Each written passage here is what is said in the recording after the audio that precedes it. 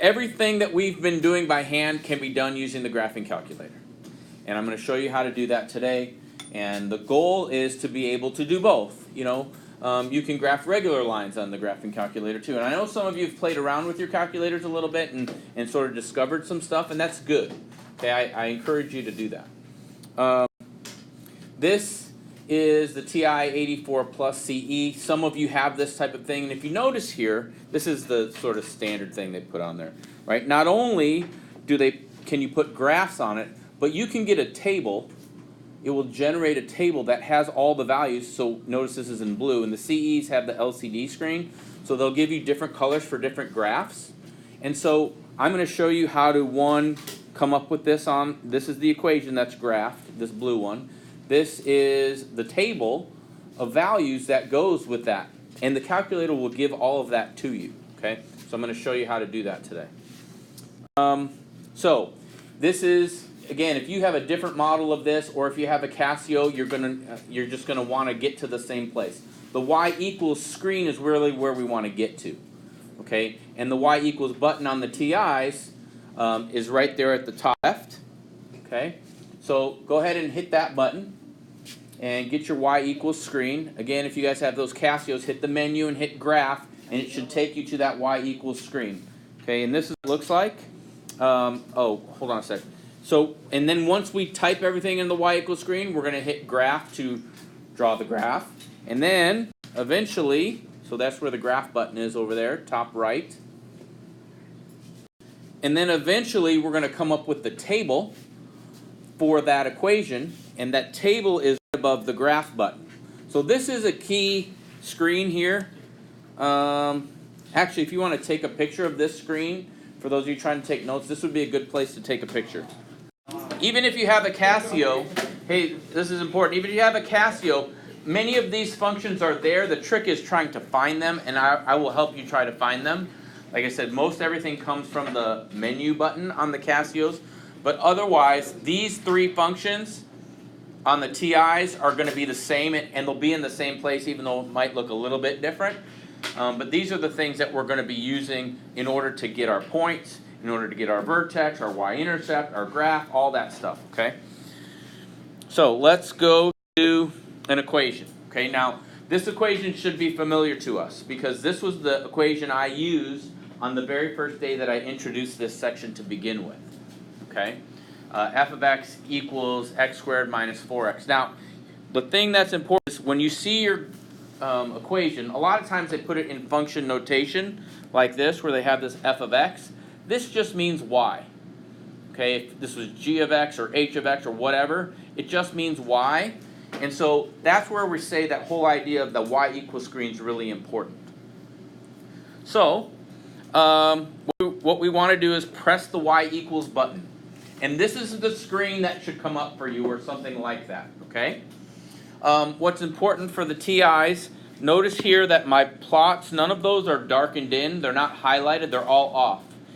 If, for some reason, one of your plots is turned on, you want to go up and turn it off. And so the way you do that is you just grab one of the arrows, arrow up to the top, hit enter. Okay, hit enter, and then the plot will, the highlighting will turn off. Okay, so if you're ever in that situation where the plot is on, that may cause you a problem. Now, once you're in the y equals screen, it's just a matter of typing the equation in. In order to type x squared minus 4x into the calculator, we have to find out where to press, what button we press to do an x. And what's important is this button right here, and it's right next to the green key, okay, it says it has an x, t, theta, and an n. Right next to the alpha key is the x, okay? And that's where you get x from.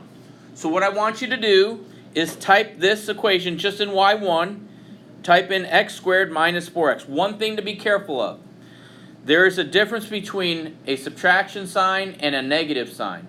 This sign down here with the parentheses is a negative, okay? This sign above the plus sign is minus. So make sure you use that correctly. So go ahead and try to type that into your screen, and we'll see if you could get that one right. So here's what you should add. When you type it in, okay, That's what it looks like. X squared minus 4x. How many had that in their calculator just like that? Okay. Now, next, once we have that in there, we can create the graph. Okay? And so that's going to be the next step. You're just going to press the graph button. So go ahead and press the graph button. And the graph button, again, is up here top right. And you should get a parabola. Okay? So, this is what you should have gotten. Now, sometimes if you've messed with your window at all, see there's a window button, okay? And I don't want you to press that right now, but right now my screen is a 10 by 10 window, meaning it goes up 10, down 10, right 10, left 10. Sometimes when you zoom in and zoom out and that kind of stuff, it'll change the window. So what I want you to do, I want all of you to do this. Hit the zoom button, which is right there in the middle at the top. And you Casio people, if you hit exit or menu, it should still be there. Oh yeah, if you have zoom, then yeah. So zoom is at F2. Okay. On our screen, what we have is all these different options. What I want you to do is press 6. This is the standard window. That will always take you back to the 10 by 10 window. Up 10, right 10, down 10, left 10. So go ahead and press 6. So go to that menu, or arrow down to 6, however you want to do it, and it'll take you right back to this screen, okay? Now, you're still going to draw this graph in your homework, okay? Because I still want you to practice drawing, but we need the points. And instead of generating all the points like we did before, we're going to use the table to do it for us. So in order to get the points, we need the table, okay? And the table is right above graph. Okay, and so what I want you to do is hit the second button and then the graph button. Okay, the second, then graph. Okay, and that will access the table up here. Okay, second with the graph. Okay, and here's why I want to show you this. Where's the vertex is in this area, right? Okay, what is the x value that kind of goes with it? Do you think? So if I kind of look here, it looks like x is 2. So when I look at my, understand, I told you were going to be mad. Okay, so then here's my table that I chose. Okay, you can scroll up and down to pick different x values. All right, but one of the things that you should be able to do from your graph is kind of get an idea where the vertex is, right? Especially when we look at it here. I'm going to go back one screen for a table. You should be able to see where x is 2, and notice here, it's the only one that has -4 with it. The other ones have matching numbers on either side. Those are the reflections of each other. Okay? The table has all of that information. So before you jump to the table and start writing stuff down, you should have a general idea where the vertex actually is to begin with. And then you can scroll up and down on the x to get whatever values you want. So once we have this, okay, you're going to still write down all the points. Well, at least 5 points. The vertex. So the vertex is what? What is the vertex now? 2, -4. We write it down as a point. Okay. What's the y-intercept? How do we know where to find the y-intercept? What is always true about the y-intercept? The x-coordinate equals 0. So I go to where x equals 0 and go, okay, the y-intercept is 0, 0. Because x has to be 0 for the y-intercept. Okay, so then if I were you right now, I'd write all those points down on your notes somewhere. Write them down. Okay? Now, the other thing is that when we know the vertex, we know the line of symmetry. Because the x-coordinate of the vertex and the line of symmetry line up. Okay? Another thing, okay? Again, here's what's important. The x-coordinate of the y-intercept is always 0. Just like what we said. So we can find that point right here. And you can scroll until you find x is 0 and see what y goes with it. Okay? So the y-intercept is 0, 0. And remember, c is 0. That's still true, right? c is 0. So, of course, the y-intercept is 0, 0. Right? Those are things we've worked on before. Now, some other things. Okay?